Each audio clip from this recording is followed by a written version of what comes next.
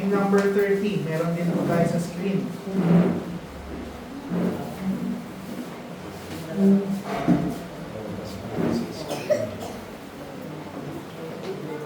Okay, yung number 30, yan na po ang lahat. Pagkatapos po nito, hindi natin si Kuya Jess, simulan tayo sa panalangin para sa ating Sunday school. Yung number 30, when the roll is called up yonder.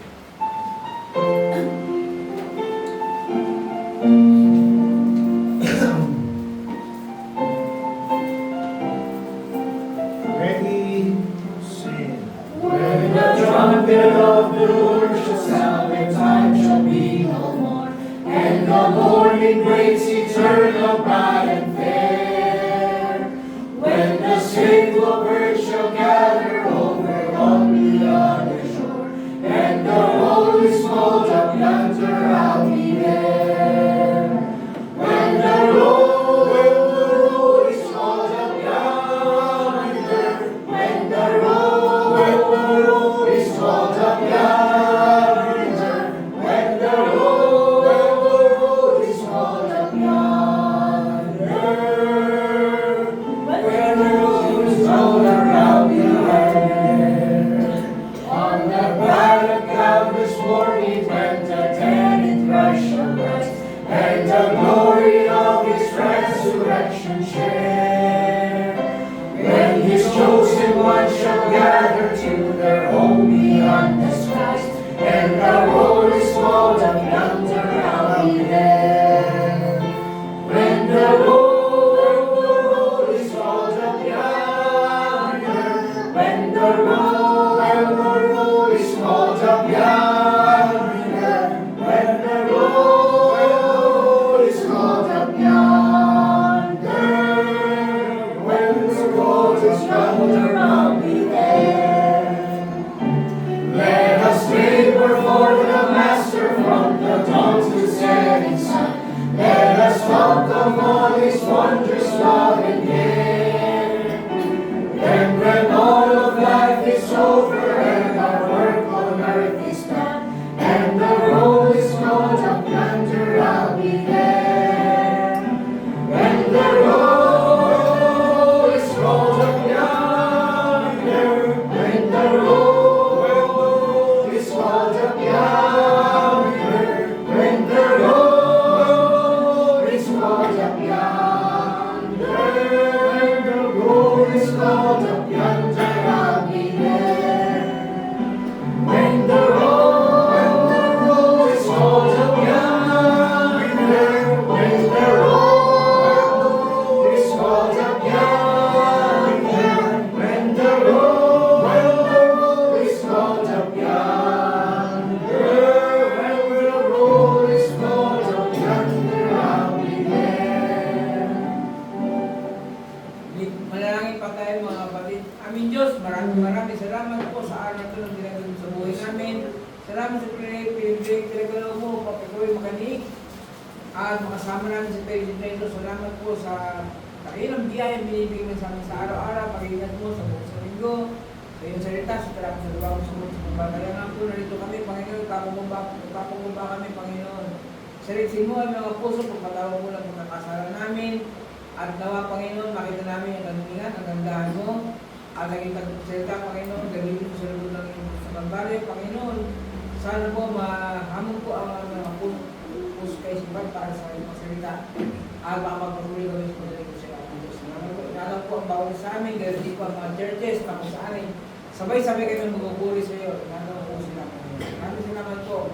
At pagpalayan po ang alam ko, pinapalayan ang Panginoon sa amin. Tuloy ng Espiritu po, dalangin namin. Sa ngalan po namin Diyos, ang Panginoon sa aming tagpuritas. Amen. So kung mahawag mo na po ang lahat. So bago po tayo magsimula, no? Welcome po muna natin yung ating mga bisita sa linggong to. Sana every Sunday makasama natin ang pamilya ni Ate Mel. Amen. O, pwede ba natin malaman ang mga pangalan nila Ate Mel? Sa harap po. Crisel. Lizel? Tama ba? Lizel. Tapos si ano si Kuya. Ezekiel, naalala ko na si Ezekiel. Ezekiel, si Nicole, si ate, ang ganda naman ng bulso. Anong pangalan niya? Isabel, saka si So, si Ate Bel po, kasama natin din sa likod, saka so, ang kapo niyo po, anong pangalan natin, Bel? Ano po pangalan? Ezekiel Luis. John Luis. Welcome po sa ating church, Gusto niya no? makausap si Lolo Ma, si John Luis.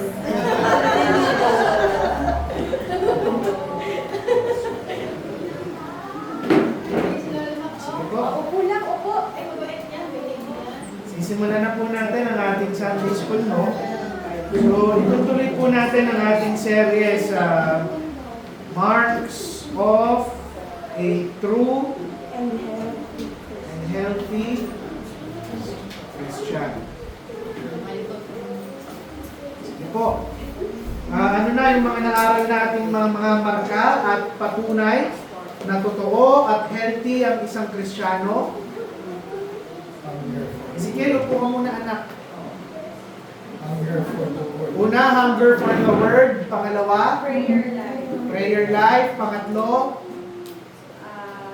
Repentance. repentance and humility. Pang-apat, Love for brethren.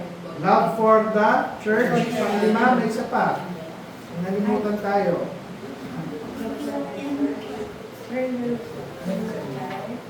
Love for the church. Muli natin inaral. Lesson 5. Holiness. Holiness and separation. So ngayon po, aaralin natin yung pang-anim na marka ng isang tunay healthy na Kristiyano. Natawag natin faithfulness and consistency. Actually, ang ginamit ng salita sa Biblia para sa consistency, hindi talaga consistency. Mas mababaw ang mas mababaw ang salitang consistency. Ang ginamit po sa Biblia ay tinatawag nating Steadfast. steadfast. Steadfastness. Sabi po sa 1 Corinthians 15:58, ito po yung magiging main text natin, no? Pero marami po tayong supporting verses. 1 Corinthians 15:58. Ang sabi po dyan, therefore, my beloved brethren, be ye steadfast, unmovable, always abounding in the work of the Lord, for as much as ye know that your labor is not vain in the Lord. Isa po sa mga pinakamatinding trahedya ng buhay ng isang Kristiyano o mananampalataya ay maraming Kristiyano na nagsisimula ng maayos, mainit, talagang nandun yung puso nila sa ministeryo. Pero nakakalungkot po, marami rin ang hindi nagtatapos ng maayos. Hindi po natin usapan sa pagiging Kristiyano kung gaano na kayo katagal na Kristiyano. Ang pinakamalaking issue po at tanong sa bawat isang mananampalataya na nandito, magtatapos ka bang isang Kristiyano? Marami na kung saan nakaka-experience ng victory sa kanilang Christian life. May mga ilan na gagamitin ng Panginoon talagang mightily when it comes to witnessing, evangelism. Yung iba talagang ginamit ng makapangyarihan ng Panginoon sa mga pulpito ng mga iglesia. Yet somewhere along the way, sila ay napagod. Yung iba napagod, yung iba na-distract ng mundo, yung iba na-discourage, yung iba naging makamundo, yung iba naging complacent, and sometimes simply yung iba umayaw na lang. Sabi ni Pablo, ang buhay ng isang Kristiyano ay parang isang karera, isang marathon, hindi isang sprint. Ano po ang pinagkaiba ng sprint sa marathon? Short distance. Short lang, pero pabilisan. Pero karera na sinasabi dito ni Paul, parang isang marathon. Hindi mo kailangan tumakbo, hindi mo kailangan magmabilis. Ang importante sa marathon, ikaw ay makatapos. Ano sa marathon? Regardless kung first, second, or third place ka, pag nakatapos ka, pare-pareho kayong makakakuha ng medalya. So ano po yung punto? Sabi ni Paul, I have fought a good fight, I have finished my course, my race, I have kept the faith. Tingnan nyo na kung saan. Yung pinakakaligayahan ni Paul, hindi niya sinabing magsimula ako ng karera, ng marathon. Ang ligaya ko, matapos ko yung karerang inilagay ng Panginoon sa aking buhay. Now, ano po yung punto? Kahit sino pwedeng magkaroon ng excitement for a season. Lahat ng tao nakakaranas ng excitement panandalian sa isang iglesia. Lahat ng tao pwedeng gumawa ng pangako. Lahat ng tao kayang maglingkod sa Panginoon kapag okay ang lahat na nangyayari sa kanilang buhay. Pero ang marka ng isang tunay na Kristiyano, ng isang spiritually healthy na Kristiyano, kahit ano yung mangyari, tatapusin niya ang kanyang karera. Amen. Tatapusin niya yung Kristyanismo hanggang siya ay mamatay. Alam niyo po, maraming Kristiyano ang passionate. I have seen preachers and pastors na kung saan napaka-passionate mag-preach. Kaya kong sabihin na dependable sila. Pero dependability depends sa mga oras na kung saan nanghihina sila, nadidistract sila, nadidiscourage sila, kaya pa rin ba nilang maglingkod sa ating Panginoon? Alam mo, very practical itong lesson natin, no? Dahil marka ito ng isang tunay na Kristiyano. Ang tanong para sa atin, sa bawat isa, at i-assess natin ang ating mga sarili, nagpapatuloy ka bang maglingkod sa ating Panginoong Jesucristo kapag gusto mo lang? Kapag feel mo lang? Naglilingkod ka lang ba kapag na-appreciate ka ng mga tao sa loob ng simbahan? Naglilingkod ka lang ba kapag pabor sa'yo ang mga sitwasyon at sirkumstansya? Naglilingkod ka lang ba kapag madali ang buhay mo? Tumitigil ka bang maglingkod kapag pumupunta ka na sa mga panahon na meron kang trials, meron kang problema? Minin man po natin, kahit ang mga iglesia ngayon tumutulad na sa mga mundo. Namumuhay tayo ngayon sa isang henerasyon na ipinagdidiwang yung instant success. Kahit ang mga Kristiyano, ang gusto nila instant result, instant recognition, instant na paglago. Samantalang ang Panginoon, hindi naman siya nagbibigay ng instant sa buhay ng mga Kristiyano. Matagal ang proseso ng sanctification. Matagal ang proseso ng edification. Madalas sa madalas, kumikilos ang Panginoon sa maliliit na bagay sa ating buhay na kung saan tayo ay nagiging matapat. Ano may pansinin niyo po? Yung mga tao na talagang greatly ginamit ng ating Panginoon.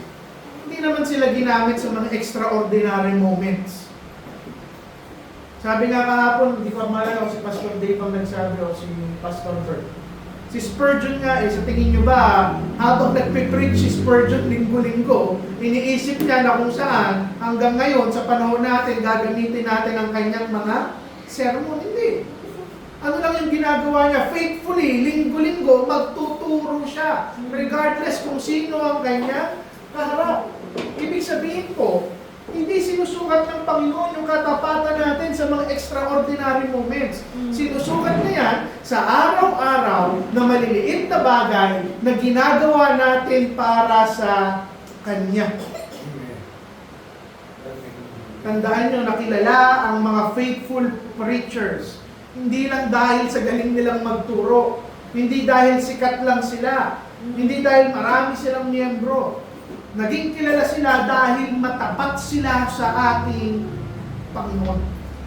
Ano po yung punto? Church, hindi naghahanap ang ating Panginoon ng mga spectacular na tao. Ang hinahanap niya, mga matapat na Kristiyano.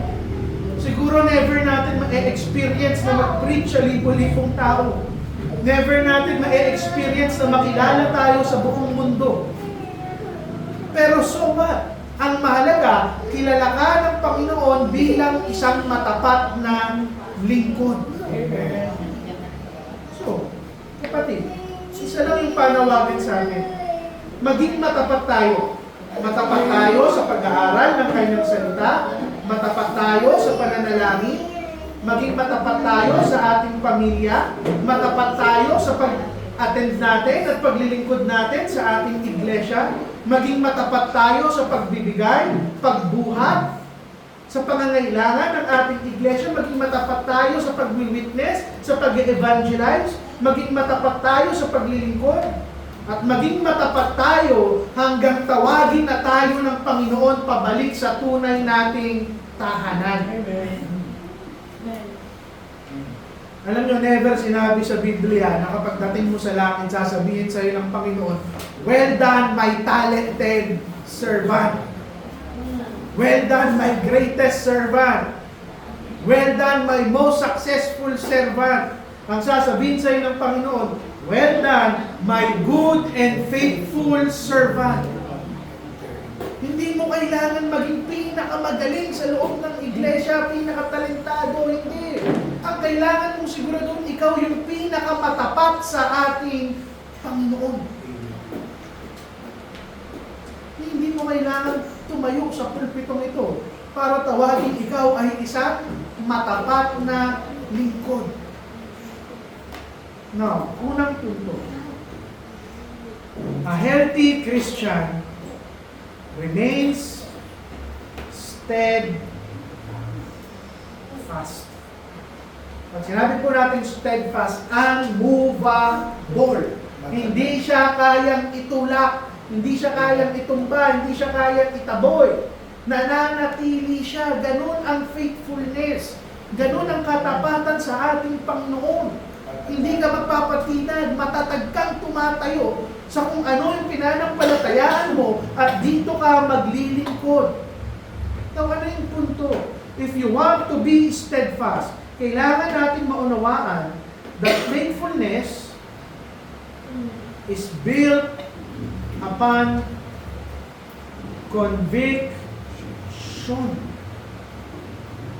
Ang nagpapatakbo sa pagkilos mo, sa paglilingkod mo, sa pagiging matapat mo sa ating Panginoon, yung conviction sa'yo ng banal na Espiritu.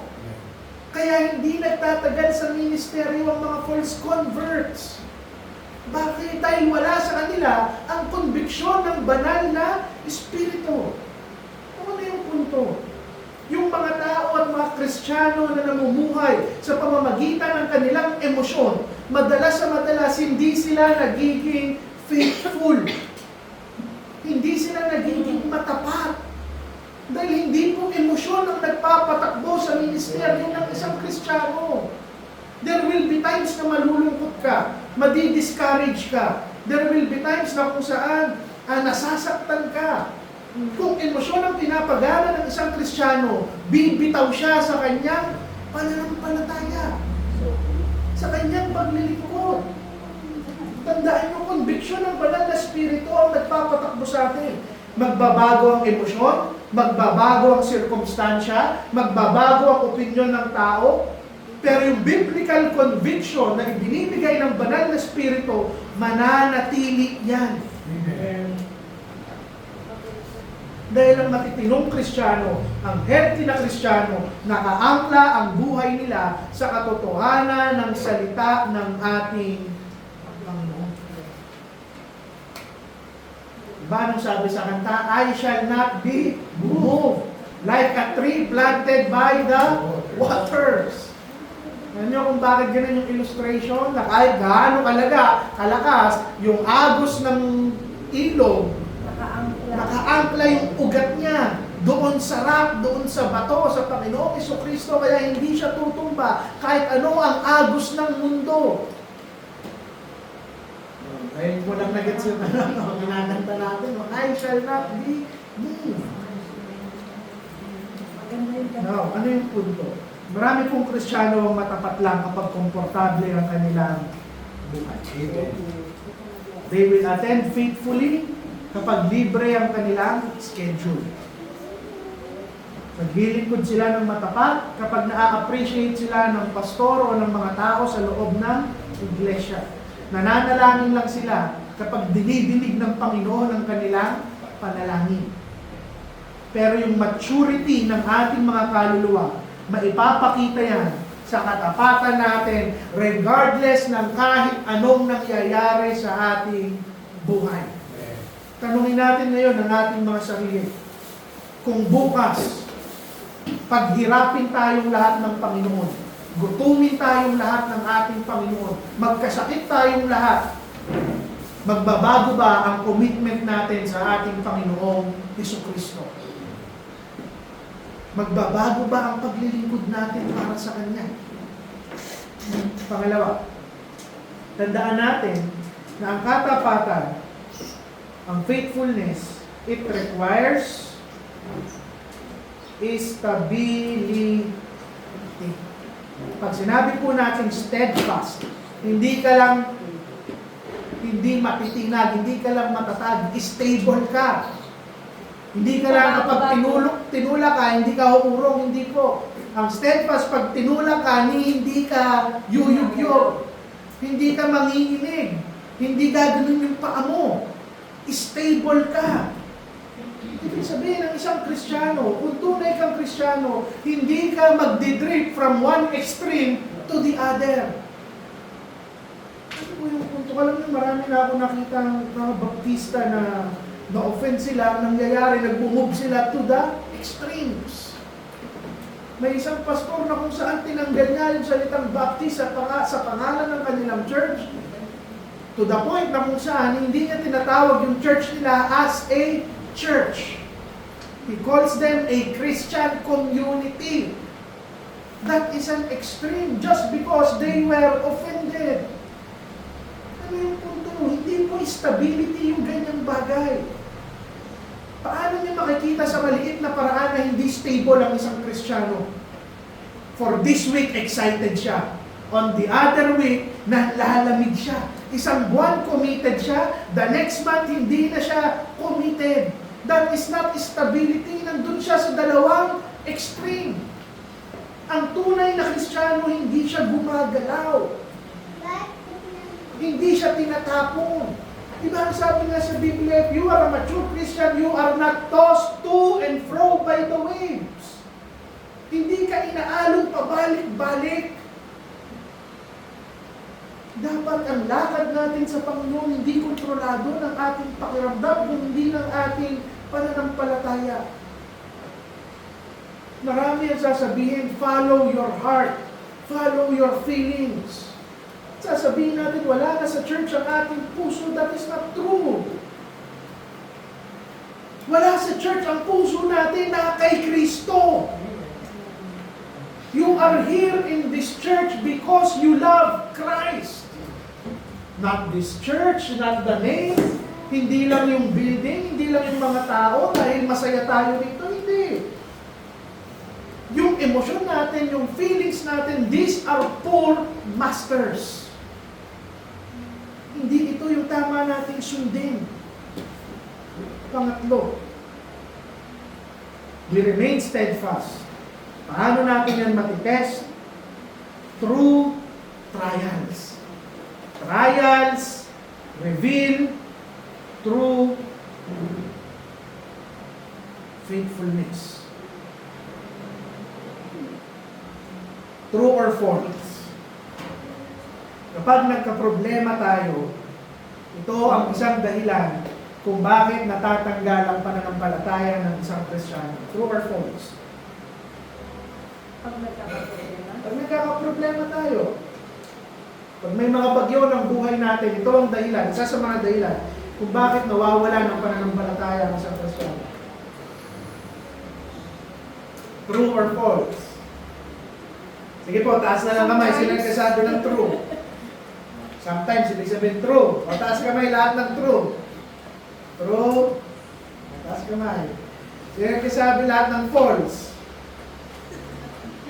Yung mga hindi nagtaas. Si Kuya Jess, nagsabi ng false ha. Isa lang nakita kong Ako false. sometimes, so nasa gitna. True or false? Walang nasa gitna. Maybe. Sige po, tanongin natin yung mga nagsabi ng true. Bakit nyo nasabing sometimes or true? Na trials, problema ang nagtatanggal minsan ng pananampalataya ng isang Kristiyano. Actually, hindi tanggal, Pastor. Sabi mo kasi doon reveal. Minsan kasi, sa ginagamit ng Panginoon yung trials para mapakita ng isang Kristiyano kung totoo ba siyang Kristiyano or hindi. True or false? Ano ang sagot mo? Kung trials Hindi, wag ito tingnan mo. True or false doon sa statement ko. True or false? Tinatanggal ng trials minsan ang pananampalataya ng isang Kristiyano. True or false? Dapat pinagtitibay siguro. False na lang ako. Sige po. Yes, Nani. Sa akin to depende sa pananampalataya eh. Sa isang mature na Christian,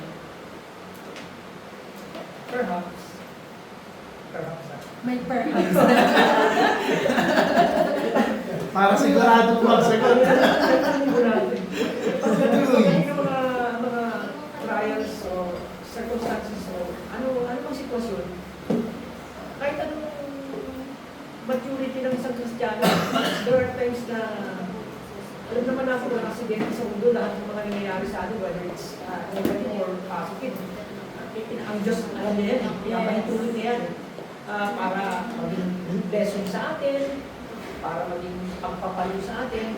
Pero pag talagang mo, Kristiyano ka, meron talagang, ikaw mismo, kita mo kung binago ka, inayos ka ng Panginoon eh.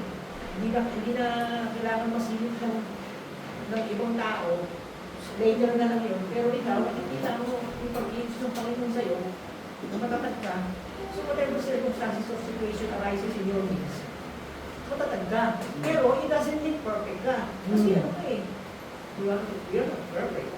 There are times na, kasi when you shoot an arrow, di ba? Ganyan, hindi naman talaga. Ganyan eh. Yun na sa akin. Mahaba, sensya kayo, Pastor. Okay po. Sige po. Si Lolo Mac, tingnan natin ang kasi wisdom ng ating mga kapatid. Trials, ang sabi niya, apoy na mag-purify Amen. ng ating faithfulness. Anong point po? During trials, medyo similar din kapatid. Hindi lahat ng trials natin napapagtagumpayan natin. But trials are blessings coming from the Lord. Ngayon, pag naging gano'n ang ating pagtanggap sa trials, then true faithfulness will be revealed sa atin. Okay. Kuya Jess lang na nag-false. Hindi ano po eh. False na rin to sa atin. Napaka-supportive na asawa. Pagka po talagang ikisto ka, talagang tsaka mo talaga, kaya lang Panginoon, magkaroon ka ng bagong pagkatao. So yung mga trials na dadalhin sa'yo, o papahintulot na ng Panginoon, doon ko pa rin sa kaya hindi ako naniniwala na yung mga trial na kung saan ay nalilin yung sa pagiging faithful mo, hindi po Kristiyano ko talaga, Kristiyano, sundo ka lang. Okay, papaliwanag ko po yung tanong. Ang sabi ko kanina, yung trials ang nagiging dahilan na pro-produce ng o nagtatanggal ng faithfulness sa atin. Ang sagot ko ay false. Bakit? Hindi po tinatanggal ng trials ang pananampalataya. It reveals kung meron ka talagang pananampalataya. Ipinapakita niya kung meron kang pananampalataya. Na ano po yung punto ko kung bakit ko yun tinanong sa inyo. Dahil marami ang nagsasabi, umalis ako kasi ganito. Ayoko na sa Panginoon kasi ganito yung nangyari sa akin. Hindi. Umalis ka dahil in the first place, wala ka sa Panginoon. Wala kang pananampalataya. Kasi kung ano man yung dumating, i-reveal niyan kung meron kang pananampalataya sa wala. Ngayon, idudugtong ko po sa sinabi ni Brother Sunny. Tama po yun. Si Pedro. Naalala nyo, pinimix natin sa Matthew. Ano nangyari kay Peter nung umaalon? Sabi ng Panginoon, lumapit ka. Naglakad siya sa tubig. Nung una, nakatungtong siya sa Nakatingin lang tubig. siya sa Panginoon. Maya-maya, tumingin siya doon sa malakas na alon, sa kahangin, lumubog siya. Yung po yung sinasabi ni Brother Sunny, hindi po perfect ang pananampalataya ng isang Kristiyano. Pero it revealed na meron pa rin pananampalataya si Peter. Paglapit na sa Panginoon, niyakap siya ng Panginoon, inahon siya. Hindi sinabi doon ng Panginoon, Peter, you of no faith. Ang sabi ng Panginoon, you of little faith. Meron pa rin pananampalataya si Pedro. At paano ko nasabi? Kasi lumubog man siya, paglubog niya, ang una niyang tinawag ay Panginoong Hesukristo.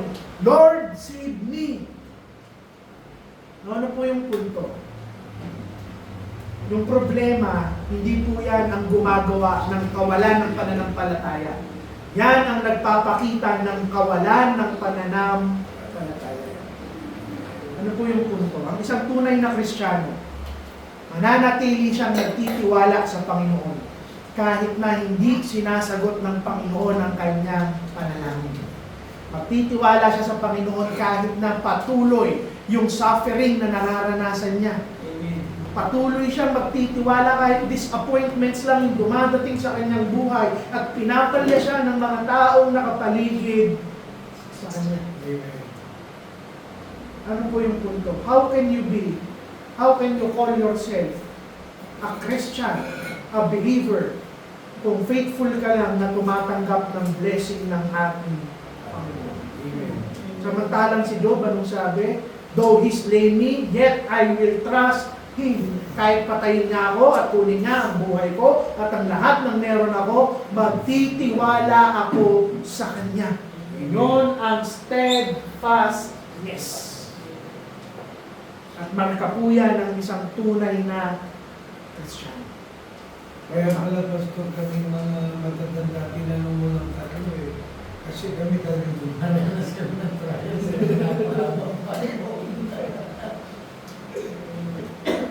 Okay ha, nakasagot na po yung third row ha. So next row na po tayo, mga babae naman sa tatanungin ito. Okay? Pangalawa po, ang isang healthy na Kristiyano. Kasi itong steadfastness, nag-focus tayo sa mga mapapait na bagay na nararanasan natin. Pero po ang tunay na Kristiyano, yung katapatan niya, ito po yung sinabi ko kanina sa introduction. Hindi mo yan makikita sa malalaking bagay. Yes. Alam mo naman madaling maging Kristiyano sa malalaking bagay. Kapon nga dun sa pastor's fellowship kasama ng mga asawa namin, sabi ko sa kanila, na-rebuke po ako. Kasi sabi ko nung men's camp sa mga pastor, sometimes ang pakiramdam ko kung mag-asawa lang yung kumikilos na sa loob ng church. Pero the following Sunday, nagulat ako sila Lolo Mac, sila Kuya Jess, bumibisita na pala nila Kuya Sunny nang hindi ko alam. Punto ko lang po, sometimes mas madaling maging Kristiyano dito sa pulpito. Mas madaling maging matapat dito sa likod ng pulpito. Pero mas nasusukat yung Kristyanismo kung matapat ka doon sa maliliit na bagay na ginagawa mo para sa Panginoon na hindi nakikita ng ibang tao. Yun yung tunay na Kristyanismo. Ano po yung punto? A healthy Christian is faithful in small things. Alam niyo po, binavalue ng ating Panginoon. God values ordinary faithfulness. Minsan iniisip natin, impress na impress ang Panginoon sa public ministry. Impress na impress ang Panginoon sa pagpipreach ng mga pastor, ng mga preacher, ng mga tumatayo sa loob ng pulpito. Maaaring yes, binavalue niya ng Panginoon. Pero binavalue niya rin, kapantay ng value na ibinibigay niya, yung katapatan ng bawat isa sa maliliit na bagay. Sabi ko nga sa inyo, hindi natin ilaranggo sa loob ng simbahan kailangan natin kung ano yung ministry. Amen. Nakapunta na po ba kayo sa mga churches na napakataas ng tingin sa mga pastor dahil sila yung nagtuturo? Hindi po. Yung paglilingkod ng mga pastor sa pagtuturo nila, kapantayan ng paglilinis ng mga miyembro sa loob ng iglesia. Amen. Paglulutos para sa iglesia, pagwawalis, pag-iimbita, pag-iikot, pag-i-encourage, pananalangin, pare-pareho yan sa harap ng ating Panginoon. Amen. Vinavalue yan lahat ng Panginoon. Wala pong malaki at maliit sa loob ng iglesia ng ating Panginoon. Yung ordinaryong katapatan na ginagawa nyo. Sabi ko sa mga pastor kahapon, baka magulat tayo mga pastor. Hindi natin nakikita yung value na ginagawa ng ating kapatid. Baka magulat tayo. Pagdating sa langit, mas marami pa silang corona kaysa sa atin.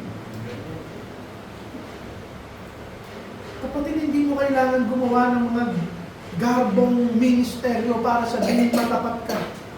Manalangin ka araw-araw. Mag-aral ka ng kanyang salita araw-araw. Maging matapat ka sa mga taong kasama mo, sa trabaho mo, itrato mo sila ng tama, magkaroon ka ng integridad, maging responsable ka sa pamilya mo, mahalin mo ang iyong iglesia sa maliliit na bagay na ginagawa mo para sa iglesia at sa mga taong nakapaligid sa iyo.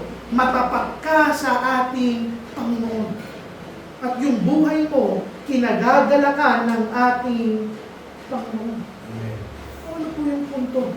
Nawa, huwag tayong maging isang iglesia na ina-underestimate natin yung halaga ng maliit na pagsunod ng mga kapatiran natin.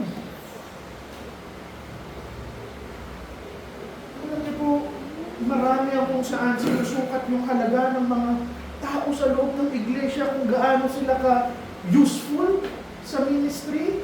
Pero hindi eh. Hindi naman natin nakikita kung paano kumikilos ang ating Panginoon sa kanila. At the end of the day, the ministry is not the end goal. It is Christ. Amen. Pwede kang sobrang busy ka sa ministry na nakakalimutan mo na kung bakit mo ito ginagawa. Sabihin na natin maliit na bagay na mag-aral ka araw-araw. Maliit na bagay na manalangin ka sa Panginoon araw-araw. Maliit na bagay na umattend ka ng church kada linggo. Pero itong mga ordinaryong bagay na to, ang humuhubog sa iyo over time. Habang dumadaan ang mga araw, ang mga oras, habang tumatanda ka sa Kristyanismo, ito yung huhubog sa iyo, yung maliliit na bagay. Pastor, addition lang. Yung faithfulness kasi, hindi siya yung damit na parang gusto ko ngayon magdamit ng faithfulness tapos pagkatapos ng ilang oras, Hindi mo siya hinuhubad. huhubarin ko na. Hindi siya ganun. It's ano talaga, daily part ng buhay ng isang Kristiyano. Challenge to sa atin na sa maliliit na bagay, for example, hindi naman tayo, wala tayo sa chapel, hindi Sunday ngayon, pero from Monday to Saturday, gaano mo pinapakita sa Panginoon yung faithfulness mo sa Kanya. And at the end of the day, kayo lang ng Panginoon, it's between you and God. Siya lang nakakakita noon, hindi mo naman kailangan ipagmalaki yung faithfulness na meron ka. So, it's between you and God. At the end of the day, sa Kanya ka rin talaga sasamba. Sa Kanya ka rin, para sa Kanya yung ginagawa mo. Yung nagdagan ko lang para mas matalino yung point dito.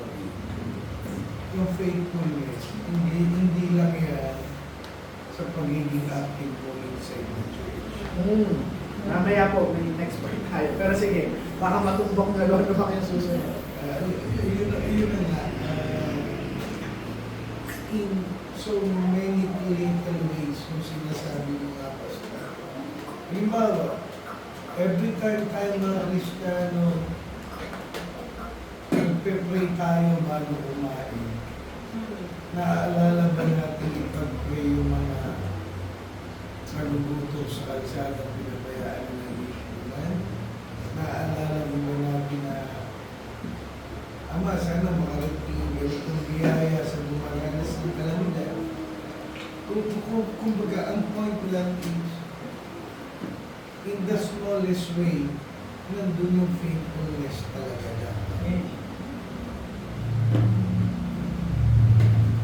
Sabi ni Lola Mac, in the smallest ways. Now, I'd like to talk about the opposite. Sabi ni Lola Mac, hindi lang daw sa mga ginagawa natin sa iglesia nakikita ang katapatan. May kabaliktaran po yung katapatan. May negative way na ipapractice natin yung katapatan. Tandaan natin, kung kaya mong maging matapat sa maliliit na bagay, kaya mo rin pumalya sa maliliit na bagay. Little compromises produce great failures. Amen. Yung maliliit na bagay na pinapabayaan natin, yung mga maliliit na kasalanan na kung saan hindi nakikita yung katapatan natin, ito yung maghahatid sa atin ng malalaking Tagalog ng failure. Kapabayaan, kabiguan sa harap ng ating Panginoon. Bibigyan ko po kayo ng isang magandang example. Kahapon pinag-uusapan namin si King David. Si King David, kung iisipin mo, sabi natin, ang isa sa mga pinakamalaking kasalanan niya ay si Bathsheba. Pero hindi naman kaagad kalibugan ang naging problema doon ni King David. Hindi pa kikiapid. Ano ang una yung problema? Passive. Katamaran. May gera yung Israel, imbis nandun siya sa strategy room na nagpaplano sila ng mga general niya, ano ang ginawa niya? Nagpapahangin siya sa bubong ng kanyang palasyo. Nakita niya ngayon si Bathsheba. Okay? Buti na lang si Kuya Jess, hindi na kaya umakyat ng bubong. Blessing po na ng Panginoon, Kuya Jess. Patay tayo niyan kay Ate Len. Hindi lang yon. Yung greatest tragedy sa bayan ng Israel. Bago maging hari si Solomon, sino ang unang anak ni David na naging hari? Absalom. Diba? Halos patayin ni Absalom si David. Tinagaw niya yung buong Israel. At ano yung pinakamatinding ginawa ni Absalom? Kinuha niyo yung mga asawa. Kinuha niya yung asawa ng kanyang mga asawa, di lang asawa, mga asawa ng kanyang tatay. At publicly, sa bayan ng buong Israel, doon siya nakipagtalik sa mga asawa ng kanyang tatay para sabihin, akin tong kaharian na to. Hindi nyo gano'ng kabapo yun. Sa tingin nyo, si Absalom ang pinaka may kasalanan doon? Hindi. Si David. Dahil nung ginahasa ng kapatid ni Absalom, yung isa nilang kapatid, walang ginawa ang kanyang tatay at hari na si David. No, ano yung punto ko? Sa maliliit na bagay, doon nang gagaling yung mga pinakamalaking pagkabigo ng isang mananampalataya. Sabi ko nga sa inyo, paulit-ulit ko sinasabi, walang Kristiyano na gumising na lang isang araw, ayoko na sa Panginoon. Hindi siya gigising, ayoko na sa Panginoon, ayoko na sa iglesia, wala na akong puso sa Kristyanismo. Imposible yung mangyari. Unti-unti yun, sa maliliit na bagay. Paano yung nangyayari? Unti-unti mong nine-neglect yung devotion mo, unti-unti mong nine-neglect yung attendance mo, unti-unti mong nine-neglect yung conviction mo, unti-unti mong tinotolerate yung maliliit na kasalanan sa buhay mo, unti-unti mong nililimot manalangin. Yung collapse ng spirituality natin nagsisimula sa maliliit na gawa ng unfaithfulness. Amen. Oh, kapatid, protektahan mo yung maliliit na bagay. Sabi ko nga sa inyo, madaling maging Kristiyano sa malalaking bagay. Mas mahirap maging Kristiyano sa maliliit na bagay. Kung paano natin itrato yung ating mga asawa, paano natin itrato yung mga kapitbahay natin, paano tayo manalangin, paano tayo tumulong sa kapwa natin na walang nakakakita, paano tayo mag-build up, paano tayo manalangin para sa mga kapatiran kahit hindi nila tayo naririnig. Yun ang tunay na katapatan. At ano yung encouragement sa bawat isa? God gives greater responsibility to faithful people. Throughout the scripture, sino yung mga taong ginagamit ng ating mga Panginoon? Yung mga taong nagiging matapat. Sometimes we ask, bakit tayo tinatanggal ng Panginoon? The answer might be very simple. Baka nung mga panahon, binibigyan tayo ng Panginoon. Hindi tayo nagiging matapat sa Kanya.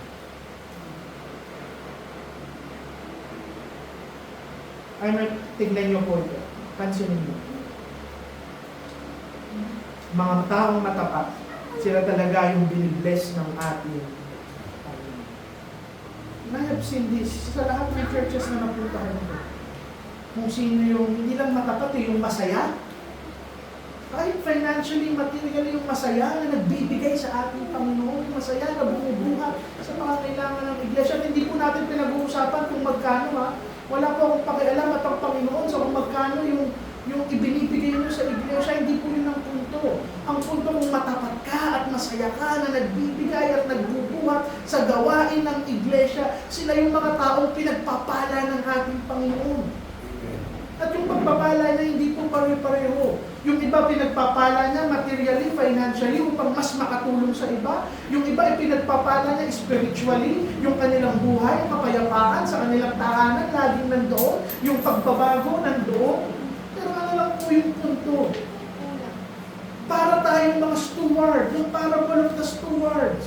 Paano tayo pagkakatiwalaan ng master ng mas mabibigat at mas malalaking blessing at responsibilidad kung sa maliliit na bagay hindi nga tayo kayang pagkatiwalaan? Logically, tama yung parable. Correct. Nanayin na kayo po. Kung meron po kayo dalawang kaibigan, pareho nyo binigyan ng 5,000 para palakihin. Yung isa, nagbalik sa'yo 6,000 kumita. Yung isa, tinunaw, yung 5,000 mo. Sa susunod, meron ka ng 10,000, kanino mo ibibigay natin? Doon sa kumita. Yung tumunaw, hindi mo nabibigyan yun. Ganun din sa atin. Binigyan ka ng Panginoon ng talento. Ginamit mo para sa sarili mo, sa trabaho mo, sa kung ano man. Kano ka ulit pagkakatiwalaan ng ating Panginoon? Blinis ka niya ng finances, ng material na bagay. Hindi ka marunong tumulong sa kapwa mo. Hindi ka sensitibo sa pangangailangan ng mga kapatiran mo. Bakit ka pa ibibless ng ating Panginoon? Bakit ka bubuksan yung bintana ng langit kung yung kamay mo sarado? Amen. Tandaan natin na kung ano man yung binibigay sa atin ng Panginoon, material, pera, oras, lakas, talino, binigay yan ng Panginoon para maging channel tayo ng blessing sa ibang tao. Amen. Amen. Ang puso ng Kristiyano, laging maglingkod para sa iba dahil paglilingkod na yun sa ating Panginoon. Amen. Pangatlo, ang isang healthy na Kristiyano, paano niya mapapakita ang faithfulness at steadfastness? He perseveres through difficulties. Ito po yung lagi namin sinasabi ni Lolo Mac. Walang Kristiyanong talunan. Now, may exempted ba sa atin sa difficulties? Lahat tayo nakakaranas. Ang punto ko po, every believer becomes weary. Lahat po tayo napapagod. Kahit faithful ka pang Kristiyano, mapapagod ka. Pastor, miyembro, preacher, leader, Sunday school teacher, lahat tayo napapagod. Si Elijah, napagod. Sabi nga sa Panginoon, kunin mo na ako, Panginoon, mag-isa na lang ako. Si Jeremiah napagod. Si Paul nakaranas ng discouragement. Kasalanan ba sa Kristiyano ang mapagod? Hindi. Ano ang kasalanan? Ang umayaw ka dahil po ang napagod ka. Yun yung kasalanan. Lahat tayo napapagod. Pero tandaan natin, kung matapat tayo, magpe-persevere tayo, bakit?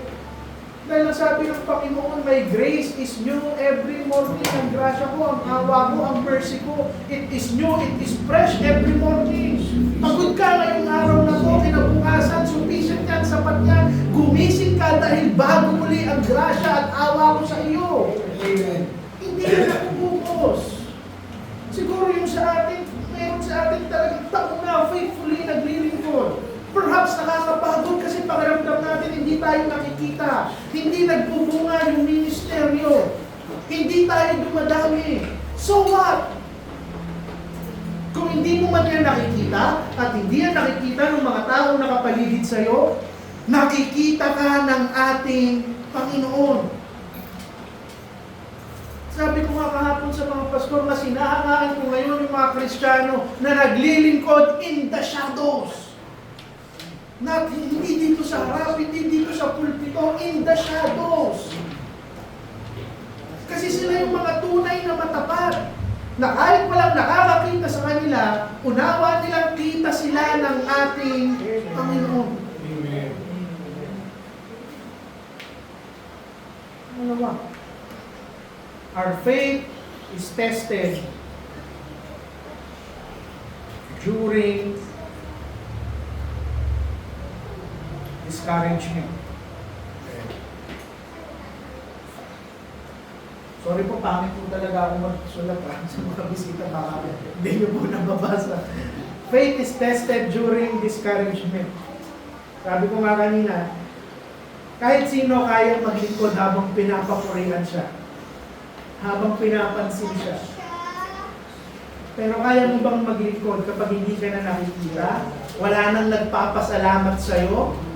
Maliit na yung resulta ng paglilingkod mo? God sees every act of obedience. Kung gusto natin maging matapat, tandaan natin na kung saan Diyos lang ang ating pinaglilingkod. Amen. Nakita nyo ano yung ano natin sa church, ano yung bukang bibig natin. Kapag may tinulungan tayo at may nagpasalamat, ang nilagi natin lahat sinasabi, sa Diyos lang ang pasalamat. Salamat. Diba? Kung tutulungan kayo ni Pastor, ni Lolo Mac, ni Kuya Sally, Kuya Jess, ni Nanay Vilma, huwag kayo sa amin magpasalamat. Sa Diyos lang ang pasalamat. Pangatlo. Alam niyo kung bakit tayo magpapagal at magpapersevere? Because someday, God rewards the faithful. Pagdating sa langit. Huwag na tayong ditong kumuha ng ng dangal. Ano po, ito, to be honest, hindi na ako mahiya sa inyo bilang pastor. Ngayong nagmamature ako, minsan naiisip ko, sayang yung mga panahon ng kabataan ko na nagpipreach ako. Kasi deep inside, alam kong wala akong makukuha ang corona para doon. Bakit? Dahil yung kabataan ko, pumapalakpak yung tenga ko kapag may naririnig ako. Ang ganda ng preaching. Sayang. Sabi ko sa Panginoon, saka ngayon sa sarili ko, sayang. Wala akong matatanggap na corona sa mga ginawa ko noon. Bakit? Kasi kinuha ko na yung glory dito sa lupa. Sayang eh. Ngayon ang sinasabi ko sa asawa ko, ewan ko sa'yo, basta ako gusto ko makakuha ng corona sa langit. Sabi kasi ng asawa ko, masaya na daw siya na basta mapunta siya sa langit. Sabi ko, masaya rin naman ako. Pero gusto ko talaga makakuha ng corona sa langit. Hindi para magyabang sa Panginoon o sa mga tao makakita sa akin.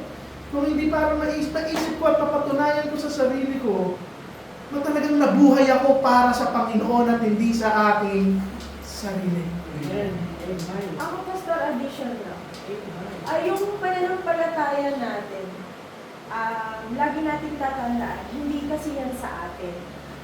Yes, Kaya, maganda yan. kaya tayo nandito, kasi sa biyaya yun ng Panginoon.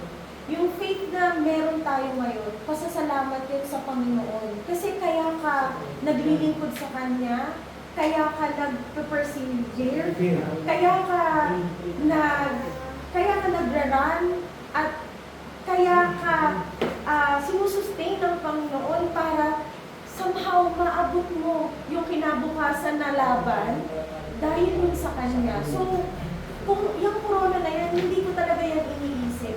Pero ako, ang prayer ko lang sa Panginoon na nawa, mamatay ako na yung faith na binibigay niya sa akin or binigay niya sa akin hanggang kamatayan meron ako. At kung wala man akong corona sa langit, basta kasama ko lang siya sa langit, kahit nga nagluluto lang ako sa langit, okay lang. Pero ang pino-point out ko, wala tayong dapat ipagmalaki sa faith na meron tayo. Yun lang. Actually, marami talagang reward ang Panginoon sa atin sa laban.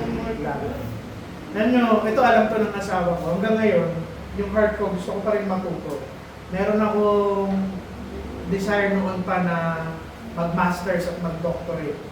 Pero hindi ko tinuloy kasi nga nagpastor na ako. Pero lagi ko sinasabi sa asawa ko, okay lang. Kasi pagdating sa langit, ituturo yan sa akin lahat ng Panginoon. Yung eternidad na yun, napakahaba. Ako tatanungin ko sa Panginoon, paano niya kinumpute yung gravity, paano niya kinumpute yung physics, yung lahat ng gusto kong matutunan sa mundong to. May eternidad naman ako para matutunan sa langit. So ano lang yung punto ko? Mamaya sasabihin ko yung doktrina na sinasabi ni Lori na sa Panginoon galing yung pananampalataya at sa yung dahilan ng ating pagpe-persevere. Lahat ng gagawin mo sa Panginoon, para sa Panginoon, walang tapon. Amen. Walang sasasaya. Yes, amen. Kaya nga sabi natin, kahit yung pagtatrabaho mo, sekular para sa pamilya mo, gawin mo para sa Panginoon. Alam niyo po dati, at sigurado alam niyo naman yung background ko. Nagtatrabaho ako kasi may gusto akong patunayan. Alam niyo ng asawa ko. Gusto kong umakyat doon sa ladder ng corporate. Gusto kong may mapatunayan sa sarili ko. Pero kahit hindi po ako nagtatrabaho na lang ako para sa pamilya at para sa iglesia. Kasi kahit yung mga sekular na bagay na ginagawa natin, pwede mo yan gawin para sa Panginoon. Pwede kang mag-invest sa langit. Now, kung bakit man tayo magpe-persevere, sabi ni Lori, yung faithfulness na yan, yung steadfastness na yan, yung perseverance na yan galing sa Panginoon. Alam niyo kung bakit? Yung perseverance, ang Tagalog po ng perseverance, pagpapagal. Ang perseverance, nanggagaling yan sa letter P din. Preservation. Nagpe-persevere ka dahil pre-preserve ka ng ating Panginoon. Now, ano po yung punto? Hindi mo kailangang pilitin ng isang taong magpagal para sa Panginoon. Hindi mo kailangang pilitin ng isang mananampalatayang kumilos at maging matapat. Bakit? Natural dapat niyang resulta ng preservation. Kung iniingatan ka ng Panginoon, pre-preserve ka ng Panginoon, natural dapat sa iyong mag-persevere ka para sa ating Panginoon. Yes. Kung hindi ka nagpe-persevere, hindi ka tumatakbo, hindi ka kumikilos, hindi ka matapat sa Kanya, ang tanong, ligtas ka ba? Kasi ang lahat ng ligtas, pine-preserve ng ating Panginoon. Amen. Kapatid, lahat ng panalangin, lahat ng sakripisyo, lahat ng paglilingkod, kahit na magbalot ka lang ng paper plates natin sa likod, magwalis ka lang, maglinis ka lang, magpunas ka lang, inaalala yan lahat ng ating Panginoon. At iniibig ka ng Panginoon dahil Amen. Pang-apat. Ito po yung pinaka-importante pagdating sa faithfulness. Ang isang healthy Kristiyano, he finishes Amen. At marami pong marami pong karera. Wala pong klase ng, maraming pwedeng mangyari sa loob ng karera ng isang Kristiyano. May ibang Kristiyano, napakalakas ng takbo, napakabilis ng takbo, pero malapit na sa finish line, babagsak. Meron naman, mabagal ang takbo, mabagal ang lago, mabagal ang lakad, pero nakakatapos. Meron naman, Kristiyano, tumatakbo siya, madadapa siya ng matagal, pero babangon siya at tatapusin niya ang kanyang ano po yung punto? Hindi po natin pag-uusapan. Iba-iba tayo ng pinagdanasan. Yung iba steady, yung iba nawala, yung iba bumalik, yung iba hindi na talaga bumalik. Hindi natin pag-uusapan kung ano yung dinanas natin sa karera. Pag-uusapan natin, tatapos ka ba ng iyong karera? Hindi po kayo just nagtatas po lang naman. Ano po, tanong ko na po sa perseverance po. Paano po yung hindi po sa kind of gathering? Kasi sabi, wala kang ginawang perseverance eh. Kasi po siya doon, pero yung celebration niya, kaya sa kanya pa na wala yung Panginoon, yung pagtawag tayo ng Panginoon. Okay. Yung sa demon sa Yung gathering po. Kasi po siya. kung titignan niyo po, nag-persevere ba siya? Wala Hindi siya nag-persevere. From From the the start. start, hindi siya nagpe-persevere doon. Wala nga siyang magawa eh. Hirap na siya. Wala pong perseverance doon. Ang meron po doon, preservation. Hindi siya hinayaan ng Panginoong mamatay hanggat hindi siya nakikita ng ating Panginoon. Yan ang preservation. At pagkatapos noon, after siyang iligtas, doon siya nag-persevere. Okay? So, lilinawin ko po, ang perseverance, hindi po yan dahilan ng kaligtasan. Proof po yan ng kaligtasan. At kung titignan natin, wala tayong pinagkaiba doon. Sasabihin nyo, Pastor, hindi naman ako sinabihan ng demonyo. Alam nyo, hindi nyo kailangan sapihan ng demonyo para maging parang isang demonyo. Amen. Tingnan nyo na lang yung mundo natin, kung gaano karumi ang buhay ng mga tao. Hindi ko po sinasabing mas banal tayo sa kanila.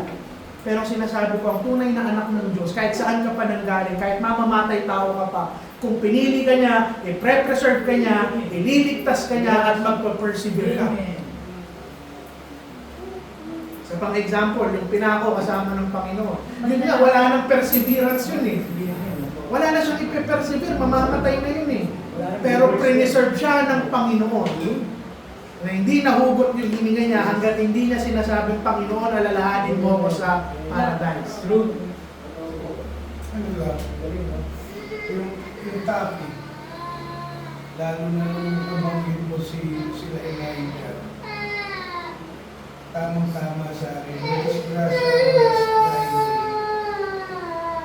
nung nakahiga na ako, nung nanay umiiyak na ako sa sobrang sakit. Sabi ko sa Panginoon, ulit mo na ako, ulit mo na ako.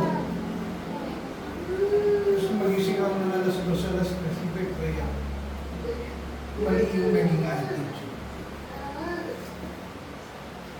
Tapos, bago, nagluluto ako ulit. Sabi ng nanay, kayo mo na. Trabaho ko sa mga kariyari ko na. Hanggang kanina, nagpipray ako, umiiyak ako yung puta ng nanay. Papasalamat ako sa araw na to, kaya may messages kasi excited ako. Salamat ako nun sa binigay mo pagkakataon ulit sa dahil na araw. Binigyan mo pa rin ako ng pabor para sa anak at binigay ako ng tanong namin. Kaya talagang ang hirap din, ang hirap. Hindi mo mape-perfecto yung bawat trials. Dahil kasi nasa laman pa rin tayo. Yung sakit, yung hirap, pag naramdaman mo, grabe na yung neuropathy ko. Alos papilayan pa ako.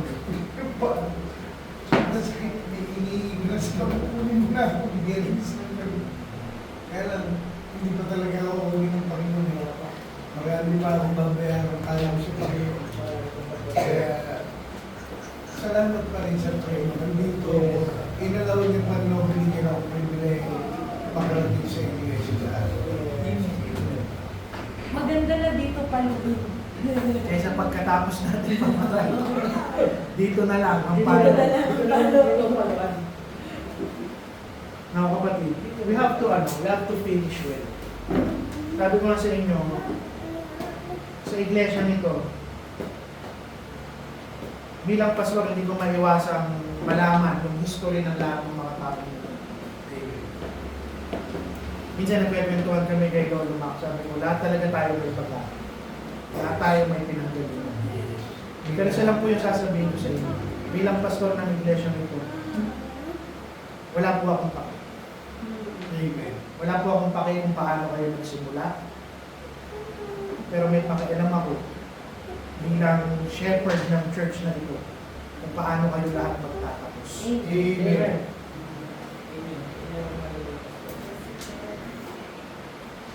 Kung ano man yung meron tayong immoralidad, kasamaan, lahat ng mga bagay na ginawa natin, hindi yun yung mahalaga sa ating Panginoon. Pinulot kayo ng Panginoon kung paano niya kayo tatakbuhan. Amen. Mahalaga sa ating iglesia kung paano tayo magtatapos. Amen. In the first place, ang dami namang nagsimula na napaka-init eh. Ang dami na nagsimula na napakagaling, napakabuti, napaka-passionate, tinitingala ng napakaraming tao. Pero hindi sila nagtapos ng maayos. Sayang yung dekada. Sayang yung ilang taon. Kapatid, pag namatay tayong lahat, hindi naman titingnan ng mga tao paano tayo nagsimula. Makikilala nila kung paano tayo namatay para sa ating Panginoon. At habang tumatanda kayo sa Kristyanismo, isa lang yung hiling ko. Maging matapat tayo. Ulitin ko, hindi sa malalaking bagay. Maging matapat ka sa maliliit na bagay. Sa pagpapakumbaba mo sa mga tao sa araw-araw, sa pananalangin mo sa Panginoon, yung saya na hindi mananakaw ng problema at ng mundo, yung pagpapasalamat mo sa Panginoon sa lahat ng nangyayari sa buhay mo, maganda man o masama, yung pagiging gracious mo sa mga kapatiran mo at higit sa lahat, yung unti-unti mong nararamdaman na nagiging kamukha ka ng ating Panginoon. And if we all want to finish well, keep your eyes on Christ. Amen. Kapatid, madadapa ka kung may pastor na nakatingin. Madadapa ka kung sa iglesia ka nakatingin. Madadapa ka kung sa mga kapatiran mo nakasakit sa'yo. Ikaw nakatingin, hindi. Sabi sa Hebrews, looking unto Jesus. Diba? Author. Pero pinakamaganda, hindi lang author, finisher. Why we finish well? Because Christ will finish. Hindi siya titigil hanggang hindi na tayo lumulubog. Kahit naman si Pedro, lumulubog lang siya nung inaalis niya ang tingin niya kay Kristo. Tumingin ka kay Kristo. Kahit yung asawa ko, alam mo yan. Kung sa akin siya titingin, alam mo hindi po ganun kabait si Pastor. Marami po akong gaspak ng ugali na hindi nyo nakikita sa iglesia nito. Amen.